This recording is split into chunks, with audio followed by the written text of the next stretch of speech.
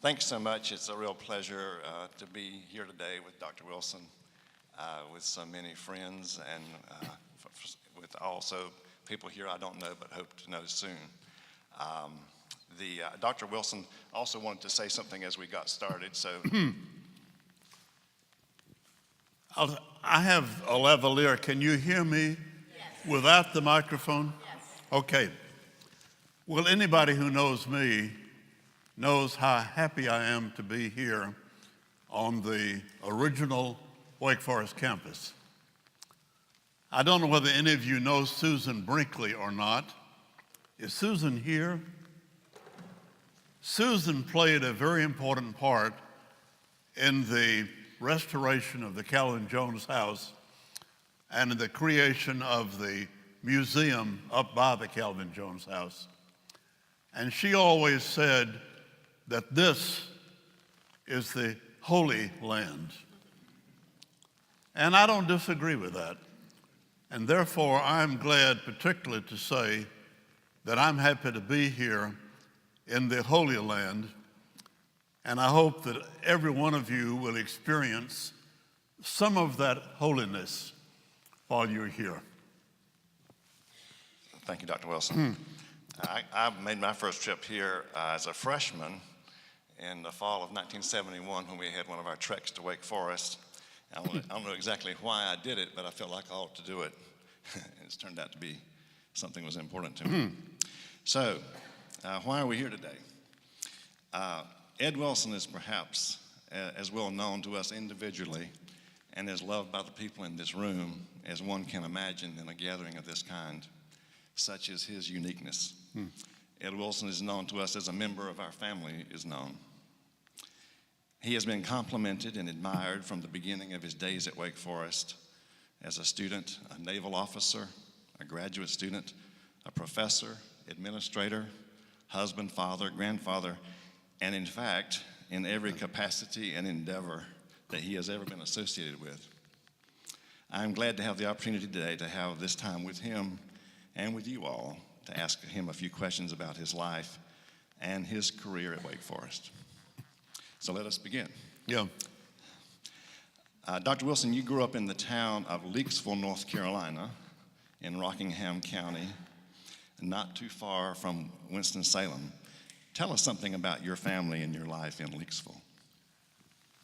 The town I grew up in was called Leakesville. It was a mill town, Fieldcrest Mills, and it was next door to another mill town called Spray, and next door to still another mill town called Draper. And when I grew up in Rockingham County, we had Leakesville, Spray, and Draper. In the 1960s, the people in the city felt that that was a little cumbersome, so they renamed the town Eden. It's Eden, North Carolina. And it was called Eden because when William Byrd of Virginia wrote the history of the dividing line, he came down from Virginia into North Carolina, into Rockingham County, and he said, "This is a veritable land of Eden." So, Eden is my hometown.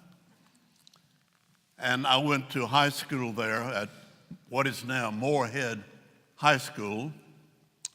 And I was a first-generation college student because neither of my parents had been to college. I had a sister who had gone to Woman's College of the University of North Carolina, now UNCG, and I had a brother who had gone to Virginia, but I had no other college connections, and I had nothing to lead me to Wake Forest.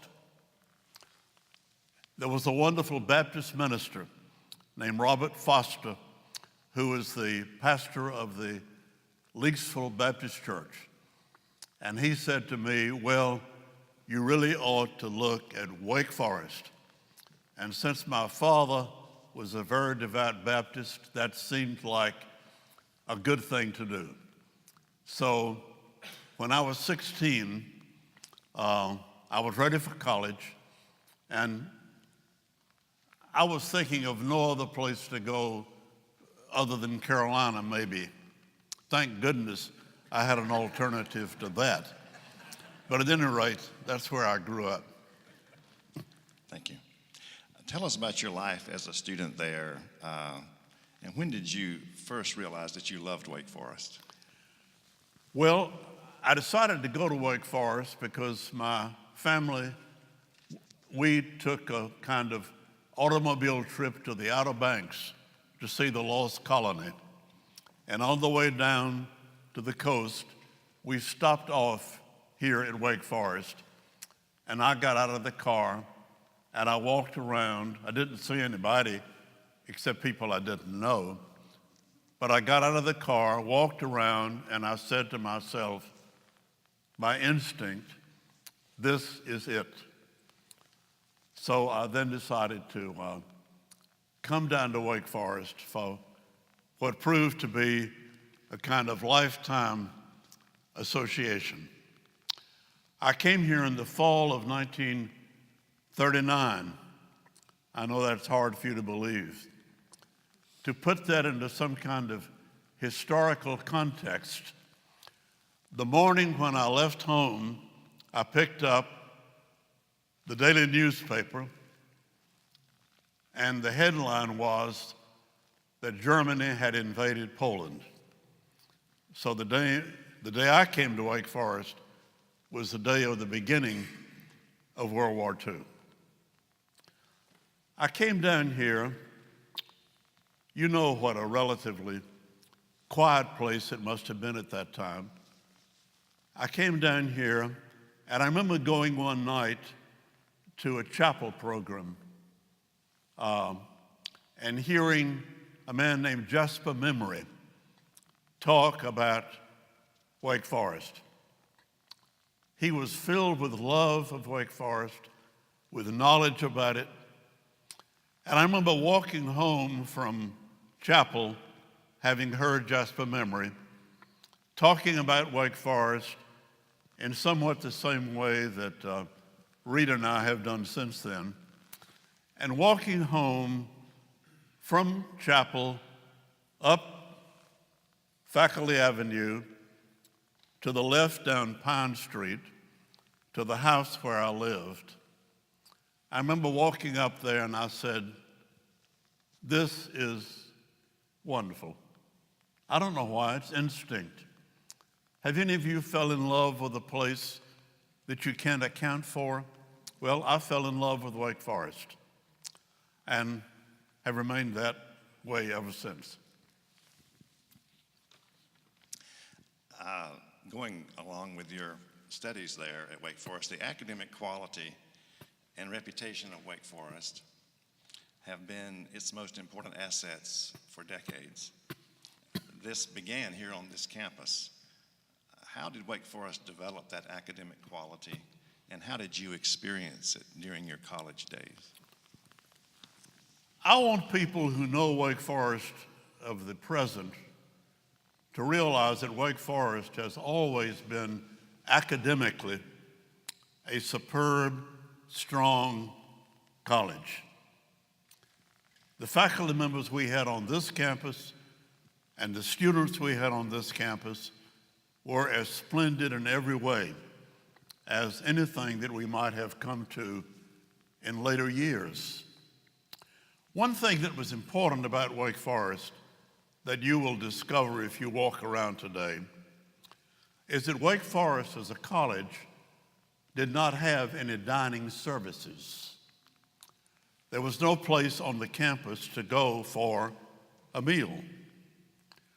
Wake Forest had only 2 dormitories, so there weren't enough dormitories to take care of the students. And that meant that the town and the campus were united with a kind of special bond. I never lived in a dormitory. I lived in the home of a faculty member. I never ate a meal at Wake Forest because there weren't any. I went to a boarding house, Mrs. Newsom's boarding house, and had 3 meals every day for the 4 years. $22 a month, by the way, is what it cost. So that when we were at Wake Forest, we had the town and the campus all united. And whenever you walked downtown, you saw not only your fellow classmates and members of the faculty, you saw the many people who lived here. And we were, to that extent, very much at home.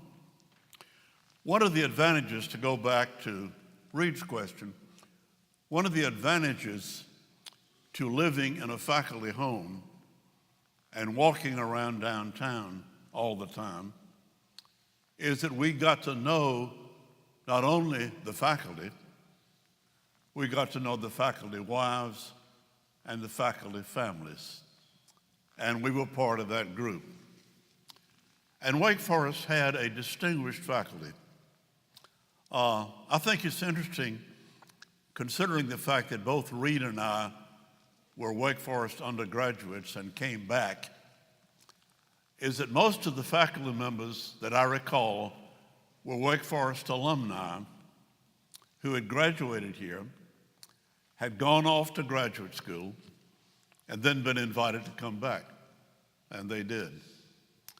Hubert Petit, in some ways the most famous of the old campus faculty. Hubert Petit went to Columbia, became a distinguished Latin scholar, came back. Broadus Jones, chairman of the English department, went to Wake Forest, went to Chicago, came back.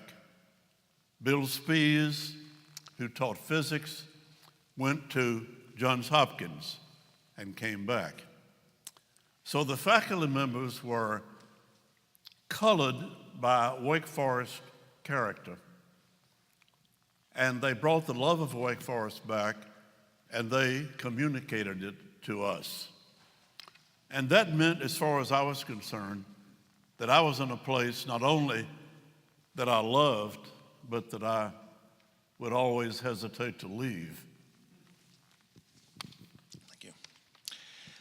Turning, as you've already alluded to the town of Wake Forest. Pardon? To the town of Wake Forest. Yes. The community here, having grown up around the needs of the college and its people, was perfectly formed for that purpose from the beginning in 1834. Yeah. The ethos of the college was the ethos of the town, which, as proclaimed during the years of William Louis Petit, was Wake Forest pro humanitate. Mm-hmm. Tell us about the role the community played in the experience of being a Wake Forest student in larger ways. Yeah. Well, I would go downtown, for example, and I would go by the drugstore and speak to Mr. Tom Holding, some of whose family are here today, I think. And I would go to the post office to get my mail. I had box 208, I remember. I would go to the post office and get my mail, and Lib Greason, who was the wife of Coach Murray Greason, would hand me my mail if I had to go to the window to get the mail. I would go to Dick Fry's and have a kind of break from the boarding house and get a meal. And of course, I would go to Shorty's, which is still with us and which has been duplicated on the new campus. So that we were part of this community where there were no strangers, in a sense, and where we felt as one in that place. Upon graduation from Wake Forest in 1943, you entered the Navy and served in the Pacific, going from this quiet town to the all-out defense of the United States, its allies, and its ideals. You were barely 20 years old. Yeah. How did that experience in the Navy and in World War II shape your life? Well, I talked about instinct having led me to Wake Forest. When I was a senior, and this would have been in 1943, I know it's hard for you to believe that, but in 1943, the selective service system was very much in effect. And I had two older brothers who were in Europe as combat infantrymen, experiencing all of the terrors of the European war. I still recall, speaking of instinct, that one morning, and my friends in college were being drafted. And one morning, I got up in my room and I said, I've got to decide what to do because I was about to be drafted. And I said the thing to do is to go into the Navy, which sounded to me like a superior alternative to fighting on the ground in Europe. So I hitchhiked to Raleigh to the naval officer and volunteered for the Navy. The good thing about that was that they allowed me to graduate and they sent me to midshipman school to get a commission. I think I went into the Navy because it seemed more romantic, because I'd read a lot of books about the sea. And sure enough, I went to midshipman school and got a commission and was assigned to a destroyer escort. By that time, the naval war in the European area was over, so I went to the Pacific, where I stayed for 3 years. The Navy experience, frankly, was quite great for me. I would not say to anyone that you should necessarily have to go into a military service, but I needed something like that. I was very young, 20.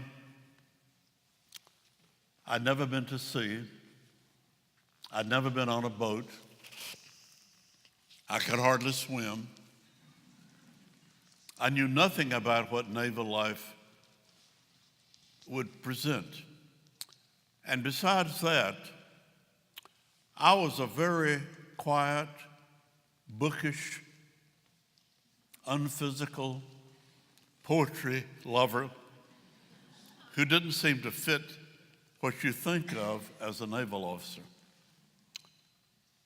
The Navy gave me, quite frankly, my administrative future. Because I was assigned to the Navy, I had a group of about 20 sailors under my control, and I had to learn how to get along. And that meant being on top of the deck at night, the only officer up there, making my way through the Pacific. And it meant taking responsibility. So if I owe my academic side to Wake Forest, I owe whatever administrative experiences I've had to being in the Navy, because there was so much to learn so quickly. And I still love the Navy, I will say. Whenever I see a movie about the Navy, I'm right at home there. After the Navy, how did you get back to Wake Forest, and how did you form the plan to becoming an English professor? I got back from the Navy. I didn't know what I was going to do. I had been an English major in college, and I had no experience, for example, in the sciences. And I came home, and I had a telephone call at home. I was back in Eden, Leakesville. I had a telephone call from Dr. Broadus Jones, who is chairman of the English department. And he said, well, look, you haven't got any graduate degree, but we have so many students this fall coming back from the war that we need another English teacher. So if you would like to come back and being an English teacher, we've got a job for you. And I was honored to do that because I was young and inexperienced, but Dr. Jones had been my teacher. And so I immediately said yes and came back to Wake Forest with a BA degree to teach freshman English. And I learned how to read freshman themes day after day after day. But I liked what I was doing. You returned to Wake Forest, if my facts are right, just after the announcement had been made that the college had accepted the Z. Smith Reynolds offer Yeah. and the Babcock family's offer to move to Winston-Salem. You were returning to a beloved people that had just received wrenching news, yet the college as an institution had the prospect of a bright future in Winston-Salem. It must have been a unique experience to step back into Wake Forest at that time. Yeah. How was it? Well, I can still remember the news before I came back to teach. It was earlier that year. The news that Wake Forest was going to Winston-Salem. Frankly, I was shocked and unhappy. I could not believe that that was going to take place. But I came back here to teach, and the year went by, and two things happened to me. One is I fell in love with teaching. I fell in love with my colleagues and my students, and I liked the job. The other thing I realized was that I was young, and it was not going to be my destiny to remain in the town of Wake Forest. It had already been decided that Wake Forest was going to Winston-Salem. And I grew up about 50 miles from Winston-Salem, and I said to myself, well, I can be at home there, and maybe that will allow some opportunities for growth and expansion that we could never have down here. Wake Forest had always been, on this campus, a member of what we call the Big Four. Here was NC State, 15 miles away. Here was Duke, 23 miles away. Here was Chapel Hill, 35 miles away. Here we were in the middle of the Big Four. And what Winston-Salem was saying to us, and what the Z. Smith Reynolds Foundation was saying to us, come up to Winston-Salem. And the years have proved that we have become the finest flower in the Winston-Salem vineyard, and we have been at home there. So, as time went by, I developed the idea that maybe this was part of Wake Forest's plan for growth. And we could not have grown here the way we grew there.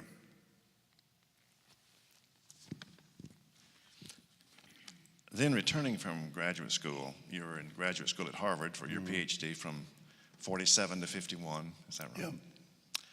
Yeah. You found the college well along in the preparations for the move, and you found a new president, Harold Wayland Tribble. What were the chief concerns among the faculty and administration in making the move to Winston-Salem?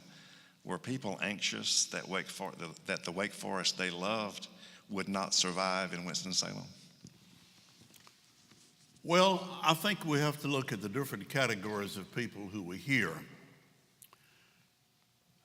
There were some faculty members who had lived their lives here, had built homes here, and were happy here. And for some of them, the move to Winston-Salem was unacceptable. They were older, and they decided to stay here. Some people decided to go for a while. My mentor, Dr. Folk, and another great teacher of mine, Dr. Reid, lived here, were happy here, did not want to move, but they went to Winston-Salem, found an apartment, and lived in Winston-Salem during the week to teach, coming back here for the weekend, and then finally moving back here to stay. It was easy for me to make the move. I had been to graduate school. When I finished my PhD, I was offered a chance to come back, and I took it. And all I had was a car and a suitcase and some books. I was single, so it was easy for me simply to put my things in a car, drive to Winston-Salem within an hour of where I grew up, and settle in and be happy.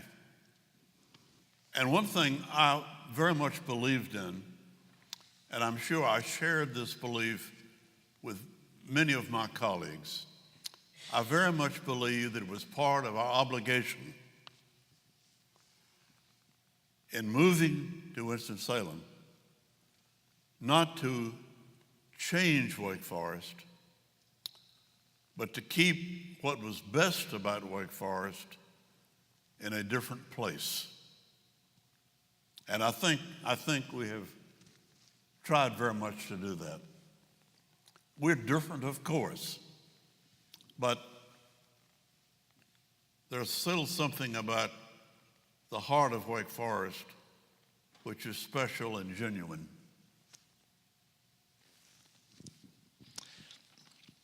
And so the move was made, and classes began, I believe, in the summer in Winston-Salem in 1956. Yeah. 56 it was. Through the efforts of a great many. The surroundings were very different, to say the least. Bright, new, shiny buildings, but a relatively isolated campus compared to what had been the experience here in this town. Wake Forest itself was now a newcomer to a new town whose life did not revolve around the college. Right. How did it feel to be on the campus in those first years, and how long did it take to be confident that more was gained than lost in moving to Winston-Salem? Right. It took a while. My life changed happily when, not too many years after I went to Winston-Salem, I got married and then had children and grandchildren. And that, of course, affects your entire life in, as far as I'm concerned, extremely happy ways. But I don't know how well you know Winston-Salem. Some of you know it pretty well by now, I guess. One of the very striking things about Winston-Salem is not what Winston-Salem has done to Wake Forest, but what Wake Forest has done to Winston-Salem.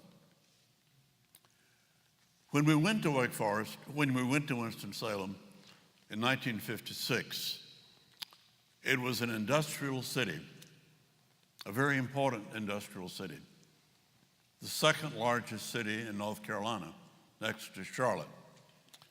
There was Reynolds Tobacco Company, dominant not only locally but nationally. There was Haynes Hosiery. There was Piedmont Airlines. There was Wachovia Bank and Trust Company. There was much industry everywhere. The striking thing about the last 50 years is that one by one, the big industries have either gone or are reduced in size from what they were, or very much changed. Wake Forest has come in, settled into Winston-Salem, into this big city, and we have become the largest employer in the city. Wake Forest is at the center of Winston-Salem life in ways that are hard to define. We recently have developed a downtown Winston-Salem at what's called the Innovation Quarter. Most of you know that, which is a further expansion. When we came to Winston-Salem, Wake Forest was not given that much attention. But now, if you go to a grocery store or a dry cleaner's outfit, you see signs, "Welcome Deacons," "Welcome back to Wake Forest," "Welcome to Winston-Salem." And I will say that one of the great things about Winston-Salem, and this doesn't take away at all from this wonderful place here. I've been lucky to be in two great places. But fortunately, Wake Forest, instead of being a campus which is locked in the city and is locked in the middle of commercial establishments, is located out there on what used to be the Renolda campus, where we have acreage of trees and flowers. We are right near the Grayland estate from the Gray family, which was given to Wake Forest. We are near what used to be the Methodist Children's Home, which is just about to become a protected urban forest. So we are surrounded by a beautiful land instead of being in the city. And I think we can be at home in this place. And another thing that's developed is that Winston-Salem State University, a historically black university, Salem College, an old college for women, well, the oldest college in North Carolina, and the North Carolina School of the Arts, part of the university system, are all there in Winston-Salem in a kind of university complex. Wake Forest, Winston-Salem State, Salem School of the Arts, completely different. We're not competitors with one another, we work together. And there are places in the city where we come together. So it's become a kind of university complex. I go to the School of Arts programs all the time. So that I think you're probably concluding from hearing me that I am an optimist. And I am an optimist, really. I'm a romantic, traditionalist. You can use whatever word you want to use. But I believe that it has happened in the course of events that this once great small college has become a great university. And by the way, we were not a university until 1967. So anybody who went here went to Wake Forest College. So, am I getting off track? No, not at all. Not at all. You can't get off track. Going back roughly to the time after the move, and somehow about this time, I say somehow, you were recognized as someone that could help Wake Forest shape its destiny in greater ways, and not surprisingly. And you were named Assistant Dean of the college, and shortly thereafter, Dean of the college at age 35. Yeah. Bynum Shaw, a classmate of yours who wrote Volume 4 of the Wake Forest history, said about you becoming dean, few men in the history of Wake Forest have been better endowed in temperament, scholarship, and administrative ability than Ed Wilson. Let's go back to the moment when you became dean, your first major administrative responsibility. At that critical point in 1958 in Wake Forest development, what were your chief goals that you saw ahead of Wake Forest at that time? Well, it's hard to say. I had no idea that I'd become an administrator. When the college moved, a very fine dean, gentleman named Daniel B. Bryan, did not want to come to Winston-Salem and continue as dean. So President Tribble had become president in 1950 with the primary task of seeing to it that the college did move. President Tribble asked a man named Bill Archie, who had been a French professor before the war at Wake Forest, to become dean. And he came to the dean's office and he felt he needed an assistant. Well, here I was in the English department, and Bill said to me, "Would you become my assistant?" And I said, "Well, yeah, if you would like." I didn't know what I was getting into. And then in a year or so, he left. And then President Tribble said, "Well, how about your becoming dean?" And I did. And I think I did because I wanted to preserve what was best about Wake Forest. This is very hard to talk about, and I can't say that I will find the words to say what I want to say. I believe the important thing about Wake Forest men and women has been character. I know that getting a degree is important, and I know that doing well in the classroom is important, and I know that having a happy extracurricular life is important. But somewhere along the way, what is ultimately of more importance than anything else is your moral values, your character, and what you believe and stand for. I think that is more important now in our lives than ever.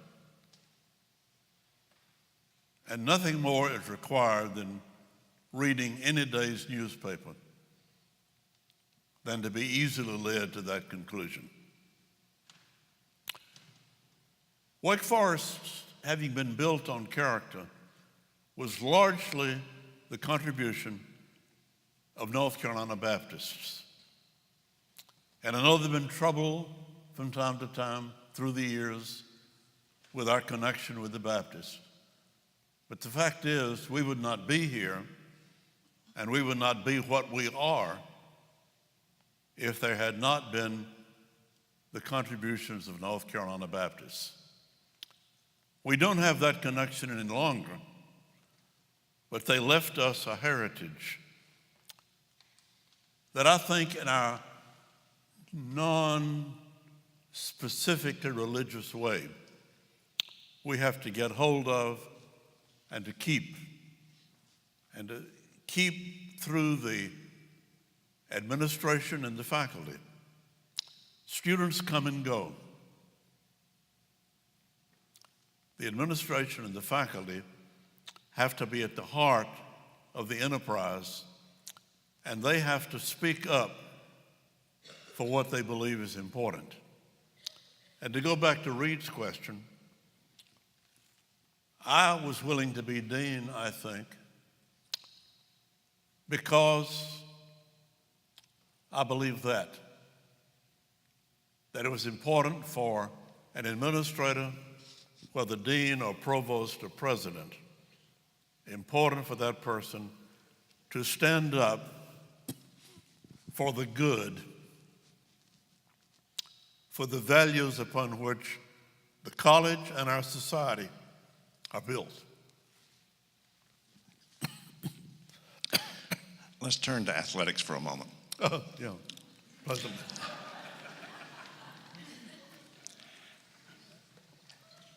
You have closely followed athletics at Wake Forest for at least 79 years.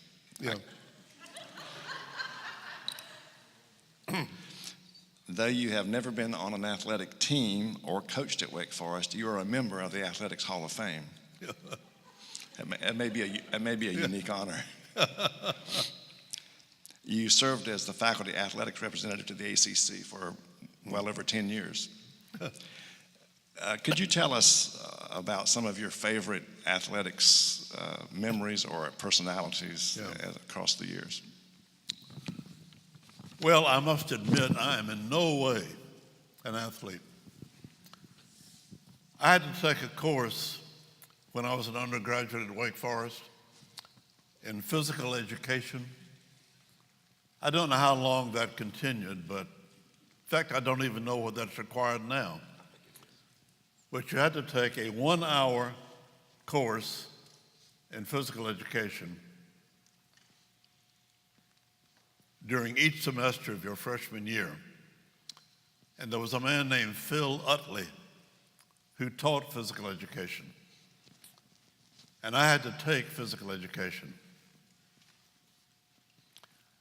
May I confess to you now that the only C's that I received in college were in physical education.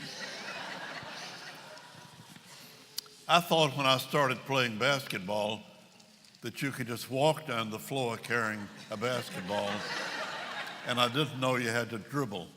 I had to learn that. So I had no connection at all, either in experience or talent, with athletics. But I loved college athletics, I will admit. Maybe in a way that only people who are not in it can love it.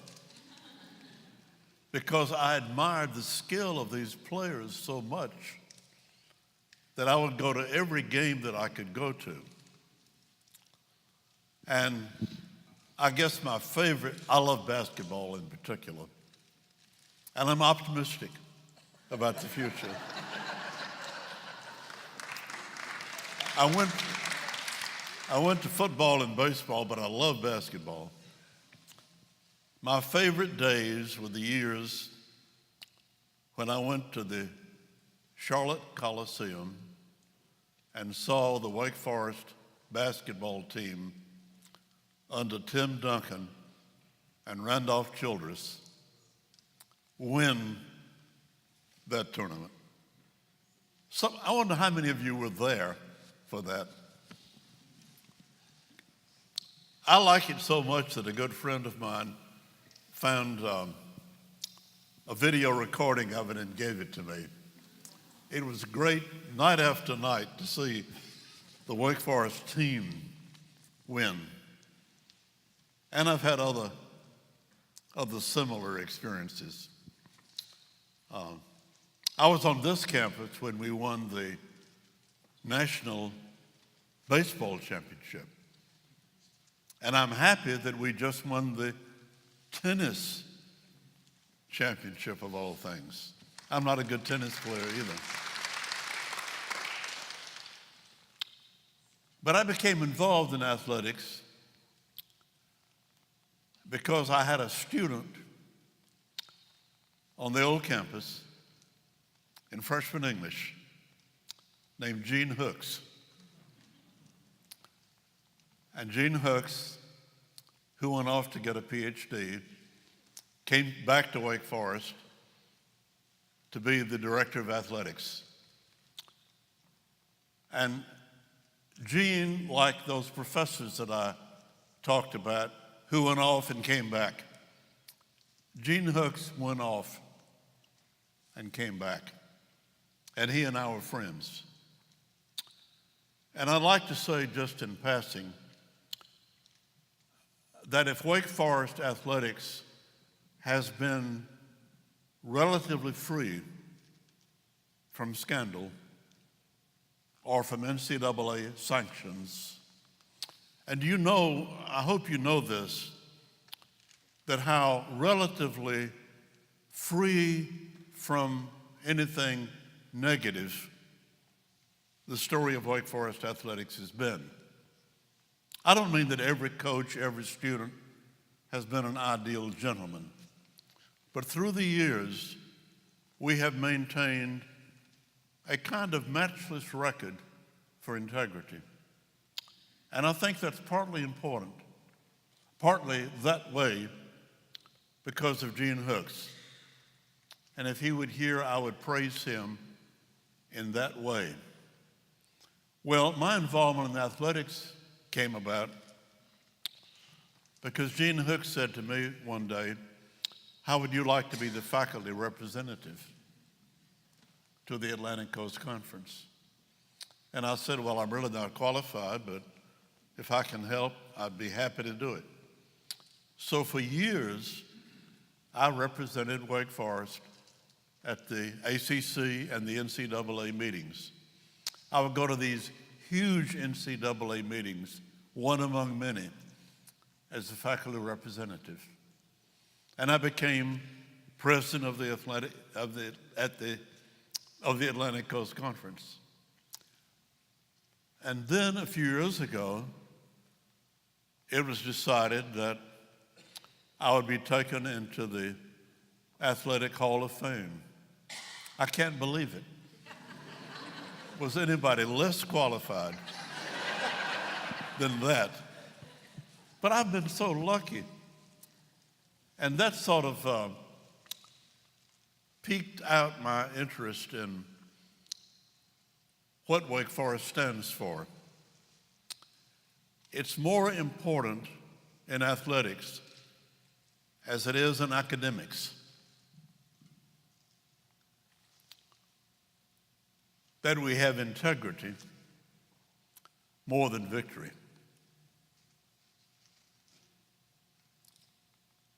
And the students and the faculty have not been perfect in integrity, and athletics has not been perfect in integrity.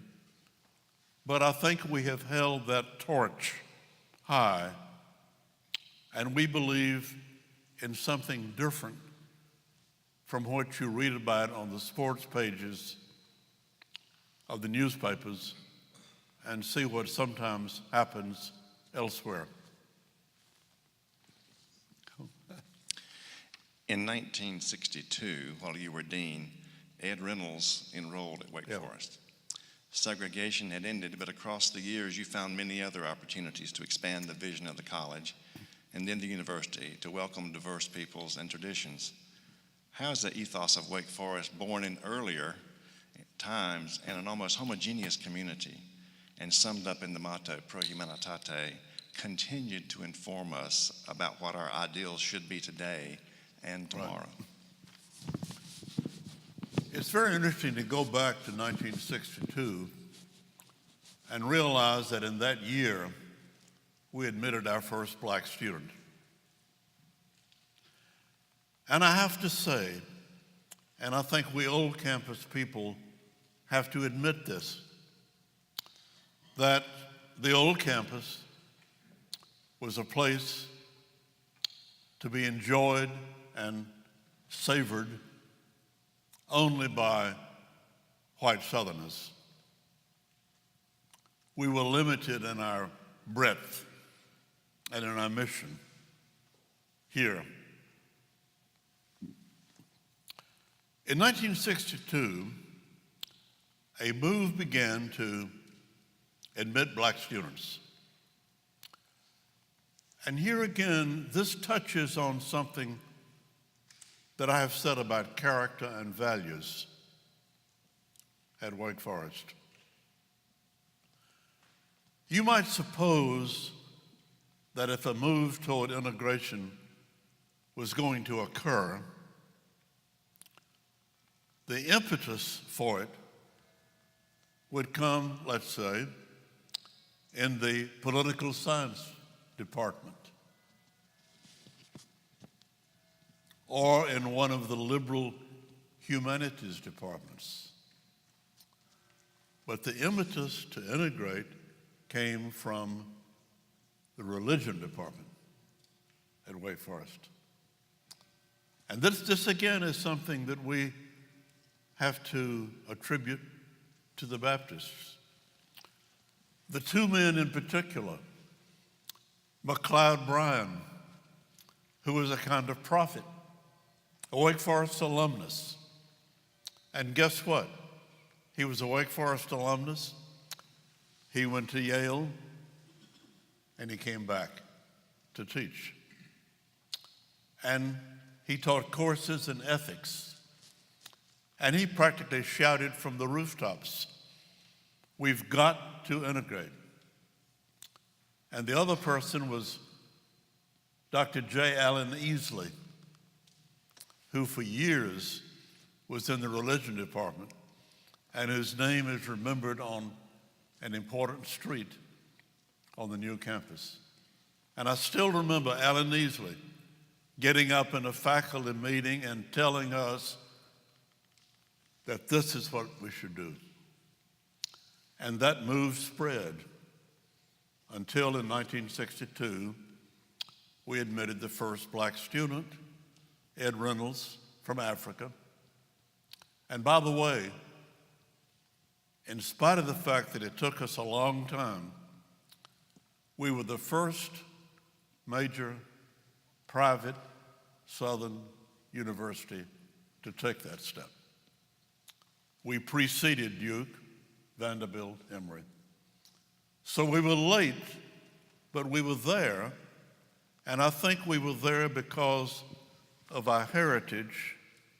And again, that goes back to character and values that I've talked about already. Thank you. And by the way, we are fully diversified now, as you will realize if you go and visit the campus. I'd like to, you mentioned the Baptist discussions and controversy a few minutes ago. I'd like to quote from a speech that you made in 1978 at homecoming that many of us still see as one of the clearest visions of who we are as an institution. You said 40 years ago that Wake Forest should stand up for humanity in all its diversity and richness, and to be a place of learning which men and women of goodwill everywhere might, if they knew it, be happy to call home. For Wake Forest now to turn inward upon herself would be for her not only to deny her future, but her past. We have arrived, we know, this is going on with your speech, we have arrived, we know, at what may be a critical moment in our history, and we cannot say what coming months may bring. On this homecoming night, as we await our future, I have two strong hopes.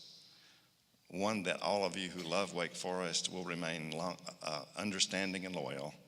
And two, that Wake Forest will continue forever to be what it was when I first saw it almost 40 years ago, and what it is today, a place where reason, imagination, and faith flourish, a place eternally and fearlessly in pursuit of the truth, a place which is open, hospitable, generous, loving, and free. Thank you. These. Could I just say one personal thing, particularly since I've emphasized our Baptist origins and Baptist roots.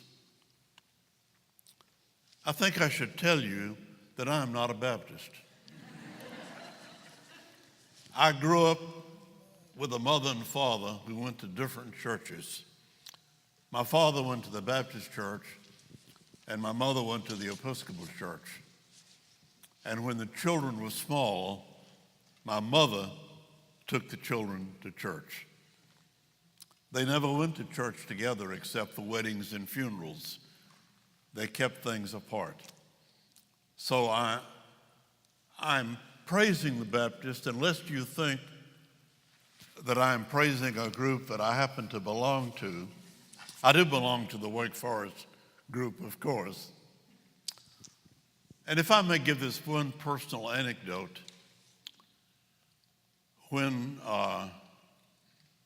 President Tribble asked me to become the dean, I had a visit from a wonderful Baptist minister from Raleigh who was on the Board of Trustees. And he said to me, I'm a little bit worried that you're not a Baptist because we have never had a non-Baptist in that important a position in the administration. I understood that. He was worried that an Episcopalian, of all things, was becoming the dean. And he said to me, I wonder whether you wouldn't like to change and become a Baptist. And I said, calling him by name, I said, you would not want me if I said yes. Because I ought not to be, if you believe in character, you would not want somebody to make a change of that type simply to be accepted in an administrative position. And he said, much to his credit, you're right, I'll vote for you. So that I think because my father was such a devout Baptist, he read the Bible every day, I've had this mix in my life. And I feel as if what the Baptist stood for in founding this college.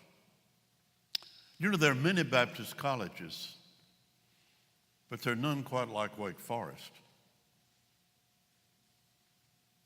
Well, I think we're getting close to our time, but I have one other thing I'd like to do. I have to skip over a little bit of material here, but let's go to this last one. I haven't talked or asked about Dr. Wilson's love of literature, especially poetry, or of art, opera, history, movies, music, and 100 other things. But while he was an administrator at Wake Forest, he also taught standing room only courses in British Romantic poets and Blake, Yeats, and Thomas each year in two semesters every year.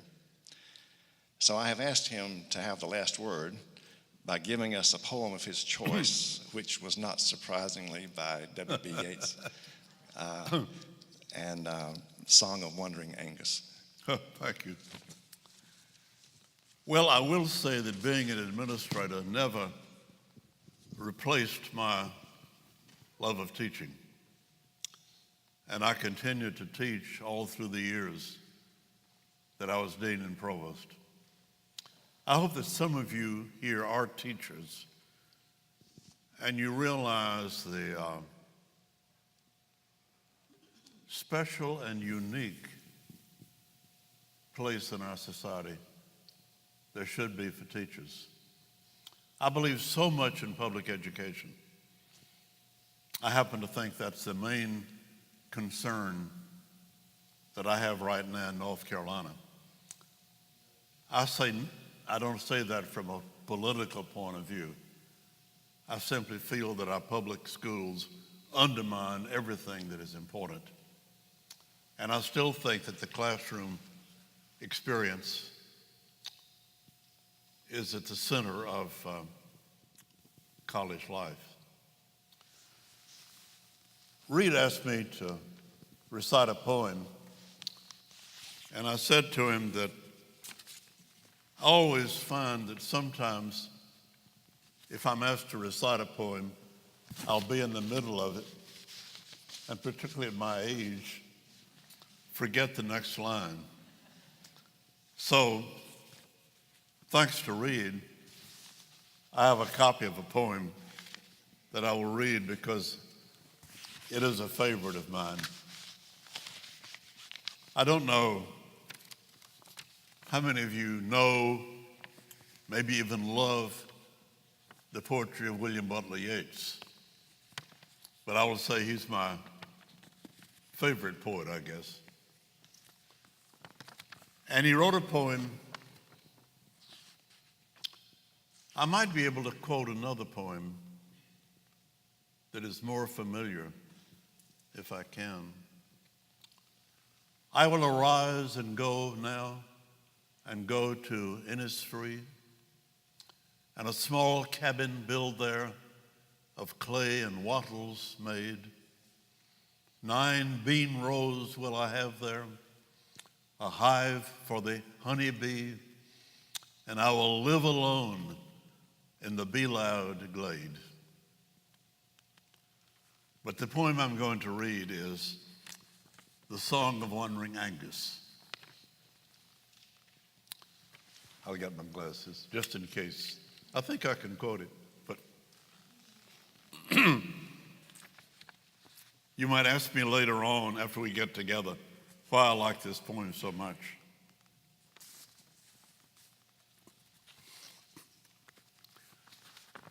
I went out to the hazel wood because a fire was in my head, and cut and peeled a hazel wand and hooked a berry to a thread. And when white moths were on the wing and moth-like stars were flickering out, I dropped the berry in a stream and caught a little silver trout.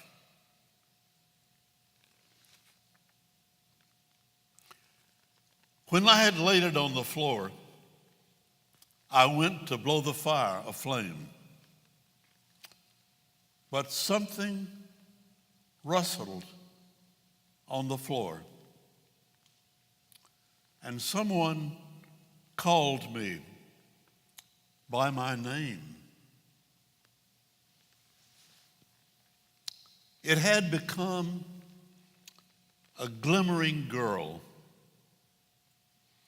with apple blossom in her hair, who called me by my name and ran and faded through the brightening air.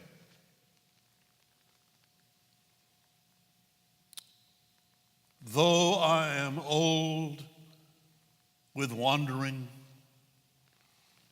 through hollow lands and hilly lands, I will find out where she has gone and kiss her lips and touch her hands and walk among long dappled grass and pluck till time and times are done the silver apples of the moon, the golden apples of the sun. Thanks to W.D.B. Yeats.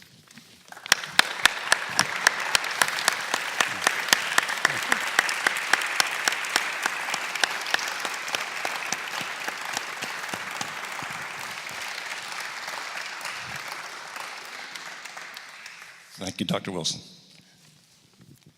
And thank you, Reid and Dr. Wilson. We thank you so much. I do have some gifts for each of you. Dr. Wilson, your gift is made from 2 types of wood from trees here on this, trees, this one's yours. Trees here on this campus. Thank you so much. An Osage orange and a walnut tree. Sacred wood. Sacred wood from the sacred place. Reid, yours is from 5 different woods, some of which are from here and some of which are from the Ronalda campus. Join me again in thanking these very treasured people.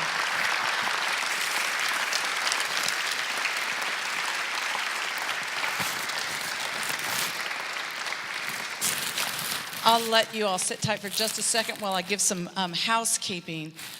So we are so grateful to have not only this time with Dr. Wilson and Reid Morgan, but also time on this in the sacred ground here on this campus. I know there are some of you who have never been to this campus before, and it's probably an important kind of anchor and place for you to check in with, to know where Wake Forest began and to know its history. There's a lot of things happening between now and the time that we get on the buses, and you have your own opportunity to choose your experience while you're here on campus. So let me explain how it's going to go.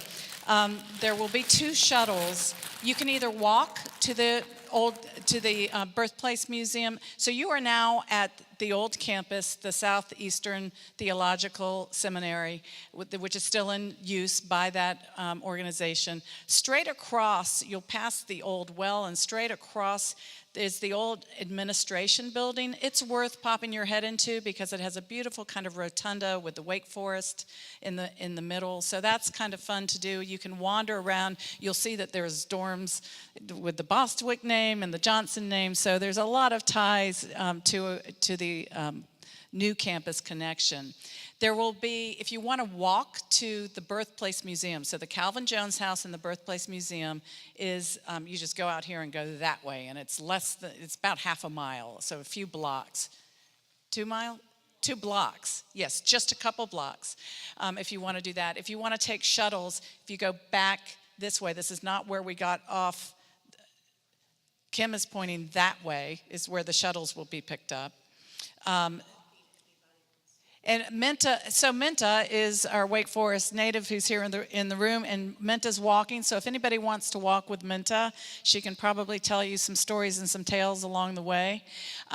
Downtown, if you want to go downtown and see Shorty's, which is an important place to go. There's also a brewery there. If you want to eat on your own and on your own dime, you can go downtown. At the Calvin Jones House in the museum, we'll be serving a fabulous spread of barbecue pork, fried chicken, baked chicken, all the sides. They fix hush puppies right in front. So you will receive on your way out, you're going to get this little selfie scavenger hunt. If you want to really, if for the competitive ones here in the room, if you really want to, I see Sandy Lale, she's like going for it.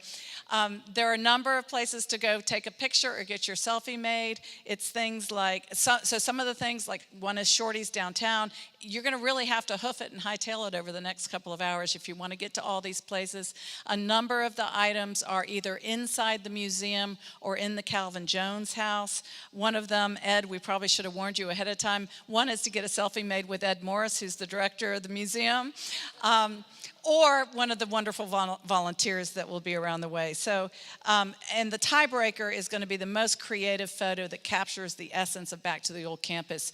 The judges, so each bus will have their own judge. So if whatever bus you rode on, you'll come back and we'll select one winner for our bus. And Anthony Tang, my fabulous counterpart on the other bus, he's here somewhere, will select his bus. And we've got this great, wonderful prize that you'll get. So, a couple of things. One, as I mentioned, Ed Morris and Jennifer Smart. So we in the Alumni Engagement are particularly happy that you're here because Ed Morris and Jennifer Smart, who also works with Ed at the museum, are actually part of the Alumni Engagement team. So we kind of feel like we're, by extension, helping host this. But thank you so much. I know Jen, the OVP team, led by Jen Abinette and Suzanne Robertson and Kim Flowers and others. I mean, they worked hard to make this happen. So a round of applause for all the people that made this happen.